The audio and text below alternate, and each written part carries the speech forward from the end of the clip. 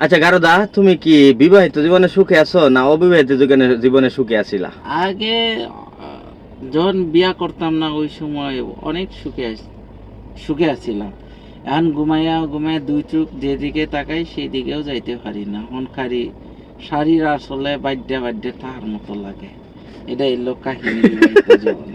মানে যখন অবিবাহিত ছিলা দুই চোখ যেদিকে যায় এদিকে যাইতে পারতা, হ্যাঁ। আর এখন মানে বিবাহিত জীবনে এখন শাড়ির আসলে খালি ধরে রাখা লাগে। হ্যাঁ, শাড়ির আসল দৈরে রাখা লাগে এখন। তার মানে তুমি বলতে চাচ্ছ যে বিবাহিত জীবনে সুখী না? না। দেখছো বেচালার ভাইয়েরা, বিয়া করো না। বিয়া করলে শাড়ির আসলে ওই যে 11,000 বউয়ের বিয়া হয়ে গেছে, এখন এই যে শাড়ির আসলে ধরে রাখা লাগে। আর 11,000 বউয়ের বিয়া হওয়ার আগে শাড়ির আসলে ধরা লাগছে না, যেদিক মনে চাইছে বিন্দাস ঘোরাফেরা করছে।